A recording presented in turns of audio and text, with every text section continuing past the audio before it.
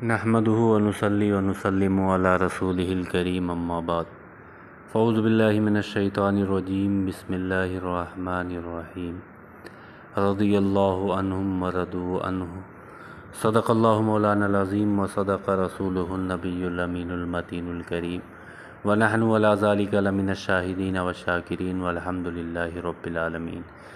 اللہ جل شانہ قرآن مجید فرقان حمید میں ارشاد فرماتا ہے کہ اللہ ان سے راضی ہوا اور یہ اللہ سے راضی ہوئے۔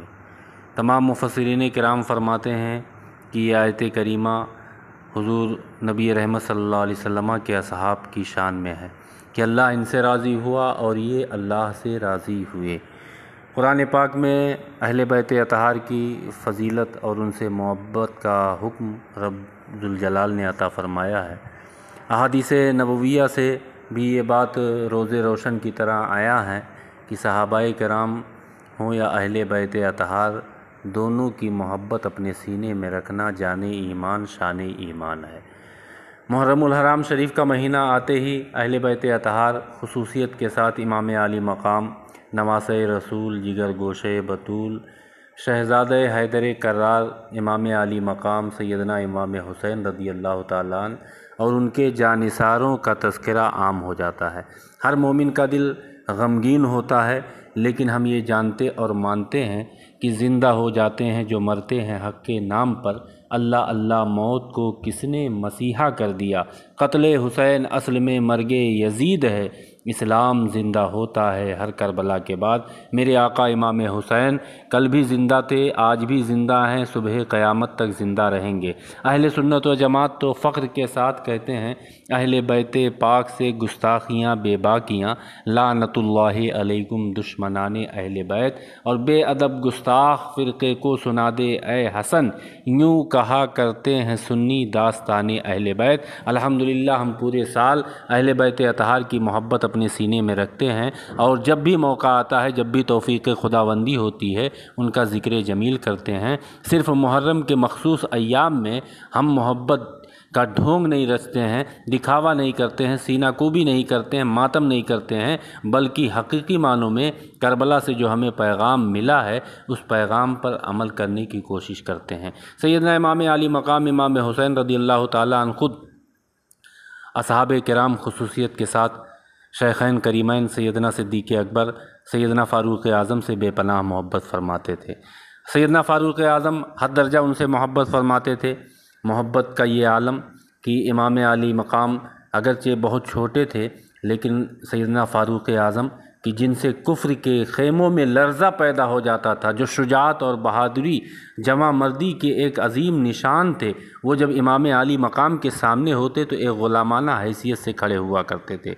محرم الحرام شریف میں سنی حضرات ان کا ذکر جمیل کرتے ہیں، شہدائے کرب و بلا کی تاریخ بیان کرتے ہیں اور لوگوں کو یہ بتاتے ہیں کہ امام عالی مقام حق کے ساتھ تھے اور باطل پر یزید اور اس کی فوج تھی۔ اس لیے آج پوری دنیا میں یزید نام پر ایک شخص آپ تلاشنا چاہیں تو آپ پوری دنیا کی خاک چھان ماریں، لیکن ایک بھی یزیدی نہیں ملے گا، لیکن الحمدللہ سنی کے گھر گھر میں غلام حسین ضرور ملیں گے۔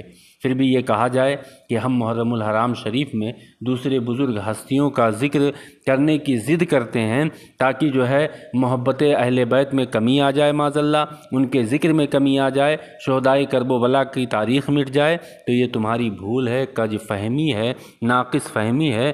ان کی شان رب نے بڑھائی ہے، مصطفیٰ کریم نے جب ان کو عزتیں بخشی ہیں تو کون ہے جو ان کی عزتوں کو گھٹا سکے؟ کل بھی ان کا چرچا تھا، آج بھی ہے اور صبح قیامت تک رہے گا۔ میں صرف اتنا بتانا چاہتا ہوں کہ غزوہ تبوک کا موقع یاد کرو۔ حضرت کعب ابن مالک رضی اللہ تعالیٰ عنہ جو اب خود ہی بیان کرتے ہیں، میں اپنی سستی اور کاہلی کی بنیاد پہ جنگ میں جانے سے پیچھے رہ گیا، لیکن بڑا افسوس ہوا۔ اللہ کے پیارے نبی جب واپس آئے تو بہت سارے لوگ ایسے بھی تھے جو منافقین تھے، جو جا کے بہانے کرنے لگے کہ میں اس وجہ سے نہیں گیا، اس وجہ سے نہیں گیا۔ حضرت کعب ابن مالک بیان فرماتے ہیں کہ میں نے جا کے صاف صاف کہہ دیا، یا رسول اللہ میں نے تیاریاں بھی کی تھیں اور جانا بھی چاہ رہا تھا، لیکن اب تب میں معاملہ رہ گیا اور یہ میری حرمہ نصیبی کہ میں نہ جا سکا۔ میں نے سچ گوئی کی۔ اللہ کے نبی صلی اللہ علیہ अलैहि वसल्लम ने फरमाया ठीक है, रब के फ़ैसले का इंतज़ार करो। और मेरा सोशल बाइकाट कर दिया गया, सारे लोगों ने, अइज़ा अक़रबा ने मेरा साथ छोड़ दिया, कोई मुझसे बात नहीं करता था। यही दुनिया जो मेरे लिए बड़ी वसी व अरीज़ थी मुझ पर तंग हो गई। एक बादशाह जो करीबी मुल्क का था, उसे जब खबर हुई कि हज़रत काब इब्न मालिक जो बड़े ही बाइज़्ज़त वाले अहले सरवत हैं, उनको उनके नबी ने जो है सोशल बाइकाट उनका कर दिया है, तो उसने एक दांव खेला। उसने एक ख़त लिखा और कहा कि जाकर ये काब इब्न मालिक को दे दो। उस ख़त का मज़मून ये था कि जिसमें उसने लिखा था कि मुझे मालूम है आप एक बहुत ही बाइज़्ज़त और नहायत ही शान वाली शख्सियत के मालिक हैं, और आपके आका ने आपका बाइकाट कर दिया है, आपकी जो है इज़्ज़त नहीं की, आपको ज़लील व ख़ार किया है। आप हमारी तरफ आ जाएं, हम आपको जो है किसी इलाके का गवर्नर बना देंगे, आपको तख्त व ताज देंगे, आपको बड़ी इज़्ज़तें देंगी।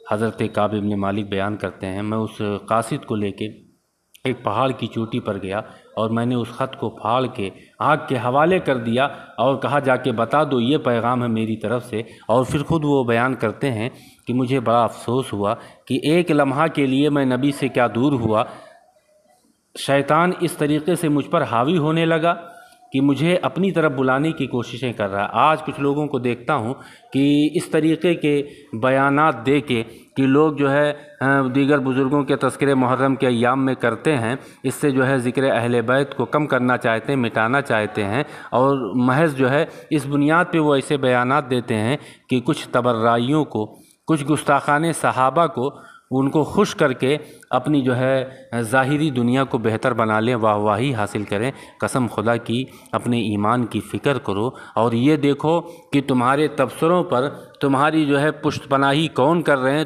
तुमको दादो तहसीन से कौन नवाज रहे हैं। अल्लाह व रसूल की रज़ा के लिए काम करो, यहाँ भी सुरखरू होगे, वहाँ भी सुरखरू होगे, वरना ये दुनिया चंद रोज़ा है, फ़ानी है, सब फ़ना हो जाएंगे काफ़ी, व लेकिन हश्र तक नात अहमद का ज़ुबानों पर सुखन रह जाएगा। कुरान के मुताबिक अमल करो, मोहब्बत अहले बैत भी अपने सीने में रखो, तमाम सहाबाए किराम से सच्ची पक्की मोहब्बत करो, और ये याद रखो अहले सुन्नत का है बेड़ा पार, असहाबे हुजूर नज्म है और नाव है इतरत रसूलुल्लाह की। अरे भाई, जब पहली तारीख़ सैयदना फ़ारूक़ आज़म अमीरुल मोमिनीन हज़रत सैयदना उमर इब्न ख़त्ताब रदी अल्लाह ताला अन्हु की शहादत का दिन है, तो उस दिन उनके नाम की महफ़िल नहीं सजाई जाएगी तो किस दिन सजाई जाएगी? इसे तुम ज़िद कहते हो तो कहते रहो। अल्हम्दुलिल्लाह हम अहले बैत अतहार की मोहब्बत भी अपने सीने में रखते हैं, सहाबा की मोहब्बत भी अपने सीने में रखते हैं। अल्लाह ताला इनकी मोहब्बत में जिलाए, इनकी मोहब्बत में उठाए, और दुश्मनाने खुदा व रसूल